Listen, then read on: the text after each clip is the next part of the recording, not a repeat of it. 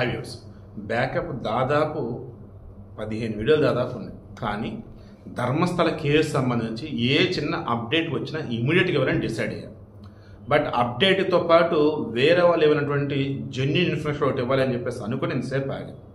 First point, ధర్మస్థలలో ఈ నేత్రావతి నది ఒడ్డున 8 అండ్ అక్కడ ఉన్నటువంటి ఈ మెయిన్ రోడ్ ఏదైతే ఉన్నదో అక్కడ వచ్చేసి 4, ఈ ఆజ్కూరు నుంచి నేత్రావతి నదికి వచ్చే దారి ఏదైతే దాని పక్కన 1, ఈ కన్యాడి అనే ప్రాంతంలో 2, మొత్తం 8, 4, 12, 12 1, 3, ఇది ఒక 2, మొత్తం 15 చోట్లు. ఇందులో ఫస్ట్ ప్లేస్లో 15 అడుగుల వెడల్పు 8 అడుగుల లోతులో తవ్వారు, ఏమీ దొరకల. Then second, third, fourth, fifth ఇక్కడ కూడా ఏమీ దొరకల. అయితే ఒక చోట మాత్రం రెడ్ కలర్ బ్లౌజ్ ఒకటి అండ్ ఏటీఎం కార్డు ఒకటి, పాన్ కార్డు ఒకటి దొరికాయి. పాన్ కార్డు వచ్చేసి లక్ష్మీనామది, ఏటీఎం కార్డు వచ్చేసి ఒక మగాతనది. వీళ్ళు ఎవరు ఏంటని వెరిఫికేషన్ చేస్తున్నారు. ఈలోపు ఏమవుతుంది, ఆ నేత్రావతి నది ఒడ్డును కదా స్నానఘట్టం ఏదైతే స్నానఘట్టం అవతల వైపు నుంచి ఇతను చెప్పిన ప్లేసెస్లో తవ్వుకుంటూ వస్తున్నారు. అక్కడ నది ఒడ్డును కదా, దాని వాటర్ ఈజీగా పైకి వచ్చేది కదా ఊబికి, అలా వాటర్ వస్తుంది.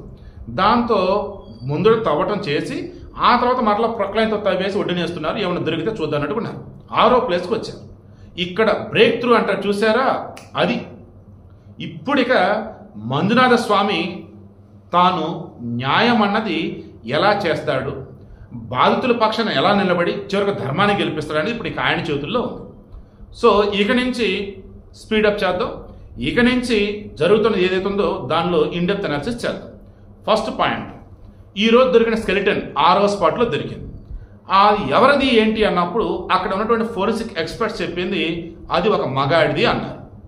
దెన్ ఇమీడియట్గా ఈ పారిశుద్ధ్య కార్మికుడు 1995 నుంచి 2014 వరకు నేను చేసింది నిజం పని, బట్ ఈ శవాలను పూడ్చిపెడతాం ఇదంతా చేసింది 1998 నుంచి 2014 మధ్యకాలంలో. సో నాకు బాగా గుర్తు, ఈ స్పాట్లో 2 శవాలు నేను పాతిపెట్టా అన్నాడు. ఆ 2 శవాలు ఆడ మగాని కూడా కాదు, 2 శవాలు ఇక్కడ నేను పాతిపెట్టా అన్నాడు. బట్ దొరికింది ఒకటే, అది మగ శవం. ఇమీడియట్గా ఫోరెన్సిక్ ఎక్స్పర్ట్స్ డాగ్ స్క్వాడ్ టీమ్ని పిలిపించున్నారు. ఆ తర్వాత డాగ్లు వచ్చి మొత్తం స్మెల్ చూసే ఆ చుట్టుపక్కల మొత్తం వెతుకులాడుతున్నాయి. ఎందుకు, వారికి సంబంధించిన దొరికొండొచ్చు, లేదా వీరిని కొట్టిన వాళ్ళు ఎవరైతే ఉన్నారో అలాగే రిమైన్ వాళ్ళు కొట్టుబడి చంపుండొచ్చు, అలా పూడ్చిపెట్టి ఉండొచ్చు. సో అవి జల్లెడబడుతున్నాయి. ఆ బాడీ వచ్చేసి మగవాడు అయితే డిఎన్ఏ శాంపిల్స్ కానీ ఇతను కొట్టి చంపారా, గొంతు పీసి చంపారా, లేదని బుద్ధి చంపారా, ఎలా ఏంటి ఆత్మహత్య చేసుకున్న అతను, ఇవన్నీ ఇప్పుడు బయటపడాలి. పోలీస్ వాళ్ళు, రెవెన్యూ వాళ్ళు ఆ చుట్టుపక్కల ప్రాంతాలు ఏవైతే ఉన్నాయో ఇతను చెప్పిన స్పాట్లు మొత్తం జియో ట్యాగింగ్ చేశారు, ఫుల్ సెక్యూరిటీ పెట్టారు అండ్ సీసీటీవీలు పెట్టారు. వన్స్ ఒక గుంత తవ్వుతున్నప్పటి నుంచి కూడా మొత్తం కెమ్తో రికార్డ్ చేస్తున్నారు. అండ్ ఎక్కడైనా వాటర్ కనుక వస్తువు కనుక ఉన్నట్టయితే జాగ్రత్తగా కేర్ఫుల్గా ఎగ్జామిన్ చేయడం కోసం జేసీబీలు పిలిపించున్నారు. అండ్ మీన్ వైల్ మనకి కొన్ని దొరికినాయి అన్నప్పుడు ఏంటంటే ఒక చోట నేను అనుకోవటం వీళ్ళు ఆ స్పాట్లో ఏదన్నా వర్క్ చేయడానికి అన్నట్టుగా తెప్పించడం నేను అనుకున్నాను. బట్ ఈ ఒక్క న్యూస్ నాకు క్లారిటీ లేదు. ఒకళ్ళు ఒక్కొక్కలా చెప్తున్నారు. బట్ నేషనల్ దాంట్లో చెక్ చేసినా మాకు తెలిసిన జర్నలిస్ట్ అడిగినా సరే ఈ ఒక్కటి క్లారిటీ లేదన్నాను. ఏ ఒక్కటి క్లారిటీ లేదు, ఈ తవ్వుతున్నప్పుడు కొన్ని బట్టలు, తాడు, ప్రింటర్, ల్యాప్టాప్ ఇవి కూడా దొరికినాయి అని చెప్పేసి ఒక వార్త. స్పాట్కి ఇవన్నీ పోలీసులు పట్టకొచ్చి విచారణలో వీటిని కూడా ఇన్వాల్వ్ చేశారని చెప్పేసి ఒక వార్త. ఇందులో ఏది నిజం నాకు నిజం క్లారిటీ. నా క్లారిటీ ఉన్నది ఏంటంటే అక్కడ 2 శవాలన్నప్పుడు ఒక శవమే దొరికింది. ఇతను చెప్పిన రెండిట్లో కూడా ఆడ మగ అన్నది క్లారిటీ ఇవ్వలేదు. బట్ అక్కడ ఉన్న ఎక్స్పర్ట్స్ చెప్పింది ఏంటంటే మగ అన్నది క్లారిటీ ఇచ్చారు. ఇక రిమైనింగ్ డాగ్ స్క్వాడ్స్ ఆల్రెడీ జల్లెడ పడుతున్నాయి, చుట్టుపక్కల అన్ని ప్లేసెస్ వెతుకుతూనే ఉన్నాయి. ఇక ఇప్పుడు ఈ కేసులో మొదటి నుంచి అనుకుంటున్నట్టుగా 100 శవాలు కాదు, ఇదిగో ఇతను మొత్తానికి ఏదో చెప్పాలనుకున్నాడు. ఏంటి అది చెప్పాలనుకున్నది ఏంటి అన్నప్పుడు అతను క్లారిటీ ఇవ్వటంలా, జడ్జిలకి చెప్పుండవచ్చు, బయటకు మాత్రం న్యూస్ రావట్లా. డే 1 నేను చెప్పిన మధ్యలో చెప్పిన ఇప్పుడు కూడా ఒకటే చెప్తున్నా, 100 శవాలు అయితే కాదు, ఖచ్చితంగా శవాలు అయితే ఉన్నాయి.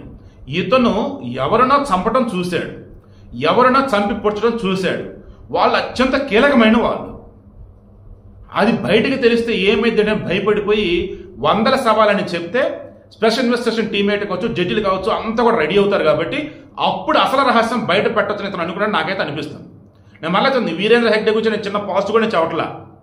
ఖచ్చితంగా అక్కడ ఈ రకంగా జరుగుతున్నాయంటే ఒక శవమైనా 2 శవాలైనా బయటపడ్డాయంటే, సౌజన్య లాంటి అమాయకురాలు దారుణంగా చనిపోయిందంటే, అనన్య భట్ లాంటి అమ్మాయి కనపడకుండా పోయిందంటే, అక్కడ ఉన్నటువంటి ఎదవలు, పోలీసులు ముసుగున్నటువంటి పనికి మన చెత్త ఎదవలు కంప్లైంట్లు ఇవ్వడానికి వెళ్తే కనీసం కంప్లైంట్లు కూడా తీసుకోకుండా వాళ్ళు పంపించారు అంటే, అక్కడ మొత్తానికి ఎవరో ఒక పెద్ద ఎదవ వాడి టీం అక్కడ పనిచేస్తున్నారు.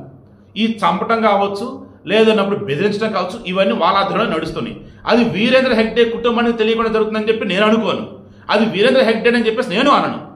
ఖచ్చితంగా వీరేంద్ర హెగ్డే ఫ్యామిలీలో ఉన్నటువంటి వాళ్ళే ఇక్కడ చక్రం తిప్పుతూ ఉన్నారు. సో అంతిమంగా ఇప్పుడు ప్రణబ్ మొహంతి ఆధ్వర్యంలోని స్పెషల్ ఇన్వెస్టిగేషన్ టీంకి అది పెద్ద పని పడింది. ఇప్పుడు ఈ కేసు అత్యంత కీలకంగా మొదటి అడుగు పడింది. ఇక నుంచి అసలు ఆట మొదలైంది. ఆ మంజునాథ స్వామి న్యాయం జరిగే విధంగా మొత్తం ఇన్వెస్టిగేషన్ నడిపించాలని చెప్పేసి కోరుకుంటూ ఉన్న ధర్మక్షల క్షేత్రం ఏదైతే ఉందో ఆ ధర్మస్థలగా సంబంధించి పవిత్రతను పోగొట్టొద్దు, నిజాలు బయట పెట్టే విధంగా ఆ మంజునాథ స్వామి మొత్తం దారి చూపాలని చెప్పేసి వేడుకుంటూ ఉన్నా.